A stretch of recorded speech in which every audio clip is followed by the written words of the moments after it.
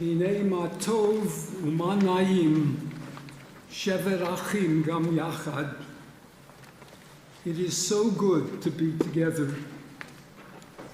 For me, this is an experience of reunion with so many of you. Relationships stretching back close to 40 years, believe it or not. We shared so many joys and sad moments. We dreamed of building a Jewish community. Our hope has been realized. Among our vision for the future was the hope that Shir Tikva would be a place to raise our children as Jews and for them to take their places in this community or find another Jewish address for themselves and their children. The dream has materialized before our eyes as we see children and grandchildren of founding members of our congregation with us. And the presence of new faces, new families, new leaders, new generations of children among us testify to the dream realized.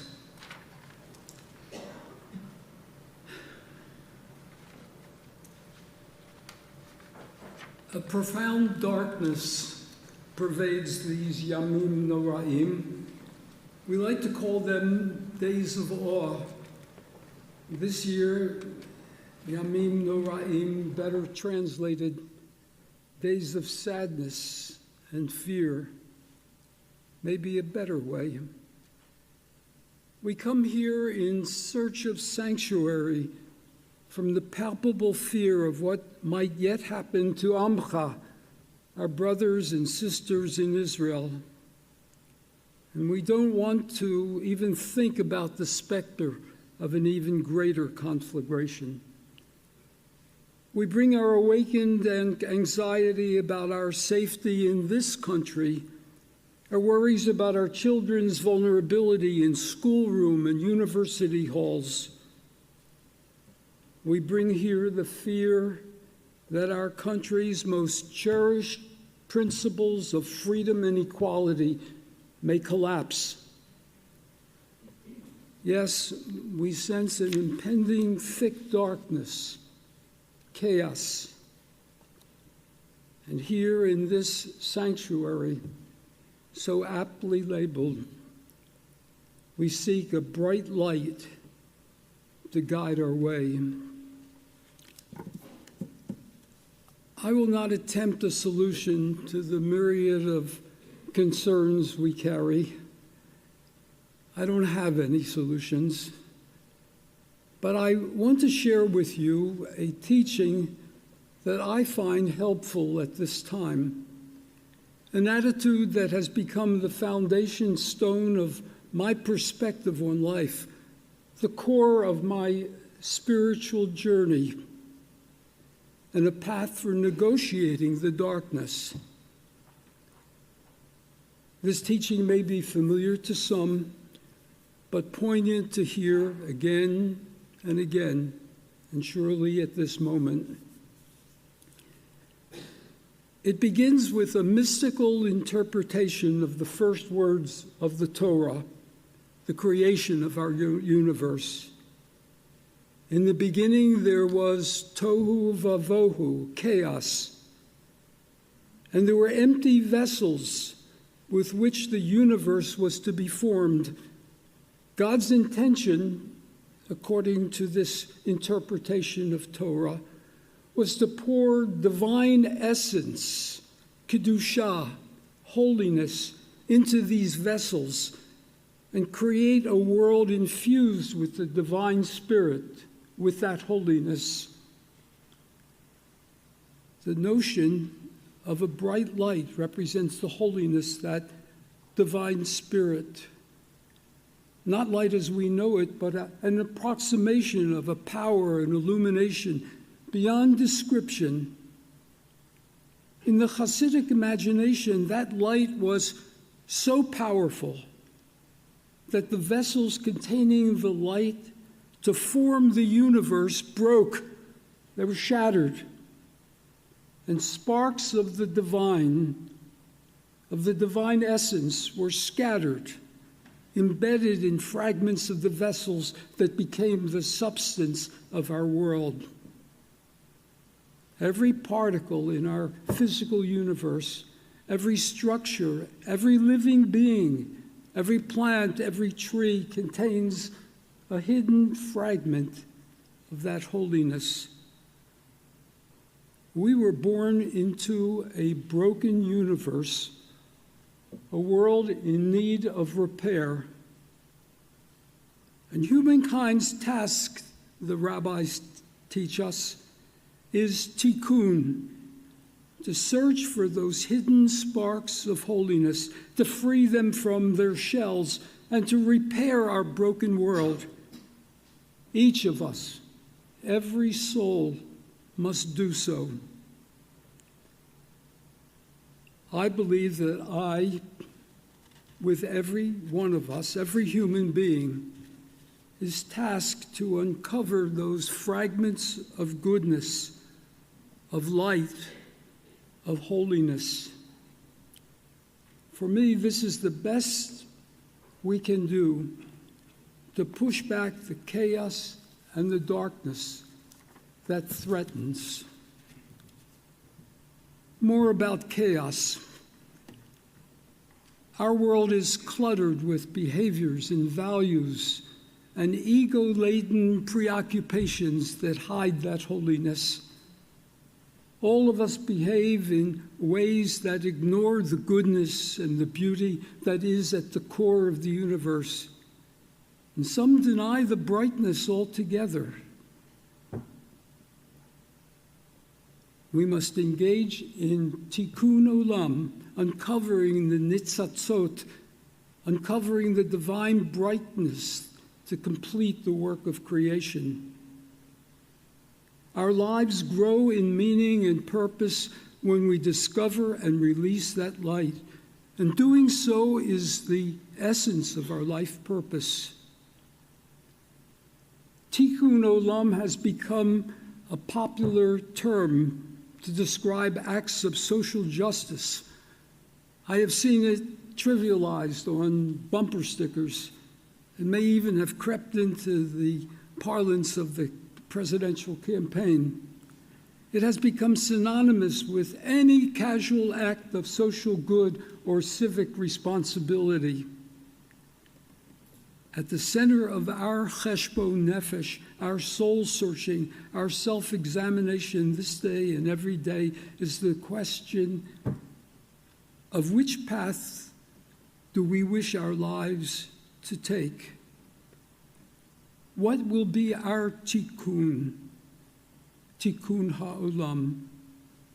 Will it be existence with little meaning, with little hope, buffeted by chaos around us, by accumulated wealth and things, fame and power, endeavors that satisfy for the moment but quickly disappear, filling our days with more and more busyness that anesthetizes our minds and our souls? That is a choice. Or we can search for that which is lasting, furthers the good and the holy, the godly, the divine at the core of the universe, efforts that may dispel chaos and darkness around us and bring a measure of the divine into our lives. That is tikkun ha'olam in the most noble sense. It is a matter of intention. Beyond the roles that occupy our lives at every moment, the tasks of growing and living, of learning, of parenting, of caregiving, beyond socializing, creating, enjoyment, what should we seek to be in the decades of our lives? Or perhaps rephrase the question, as we negotiate each of these life tasks that occupy so much of our time and our energy, Can we search for the hidden sparks of holiness that are embedded in each day, each encounter, and thereby raise ourselves closer to that which is lasting and brings light not only to us but to the world? Where will we find such light? Everywhere, if only we open our eyes and our hearts. Open our eyes and our hearts to purposeful acts of kindness in confronting unfairness and injustice and seeking the humanity, the sparks of holiness in people with whom we differ, those we don't understand, people who are strange and different in language or color or sexual orientation or political beliefs. Open our hearts to their hearts. Fragments of Kedusha are hidden there.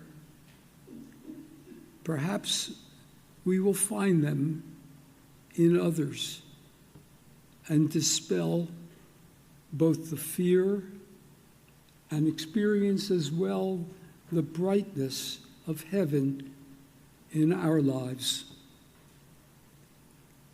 We will experience the brightness when our smile to a stranger evokes her pleasantness, in responding to a friend's sadness with our presence, without words, in acts of giving and loving kindness, selflessly, in learning from others and nurturing friendships, in letting go of ego, in affirming our children as they are, not as we want them to be. Uncovering the Kedusha embedded in those we love, those whom we meet along the way, the cashier at the supermarket, the burly, tattoo-laden delivery person, the bank teller. Move beyond the transactional moment, service and reward. With a word, with a smile, allow the divine light within us to touch the Kedusha within them. Tikkun Olam. Fragments of the divine light are present in the petal of a flower, in the leaf of a tree, in the stormy sea and the gentle brook, in the smallest insect and the strongest beast. For one instant, see the world around you as God's world, to be revered, not conquered, to be made whole, not fragmented. Stand before the world in awe and humility with what Abraham Heschel called radical amazement. If nothing else sticks from my remarks, take home radical amazement and try to practice it. Bring a sense of profound gratitude to your perspective on those on whose spiritual shoulders we stand, ancestral family, and the unbroken chain of Jewish life. Find the sparks of holiness there. Where will we find these hidden sparks? Wherever we seek them, wherever we halt the race of life, the total preoccupation with the world of things and objects, to contemplate what we see with a curious eye, and what we hear with a willing heart, with a willing ear. Look at the universe with wonder. You may experience a spark of the divine. Can this spiritual exercise dispel the darkness? Can it brighten the shadow on our lives? Only you will know. Only you will know if you try.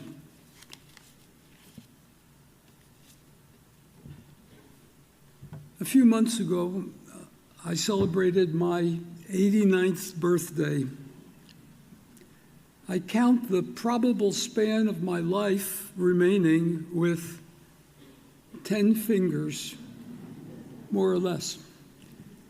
And I spend more time these days, incidentally, I have to say I am totally healthy. Infirm, but healthy. I spend more time these days trying to answer the question, how will I be remembered? What will be on my tombstone? Has my life added anything to uncovering the sparks to repair and make whole the world? Have I done anything to make the universe more holy? Or was I just along for the ride? Or did I make a difference? The question comes naturally to this aging soul. And I pray for a whispered answer. Yes. Yes. And I pray, too, that it may be so for all of us, for all of humankind.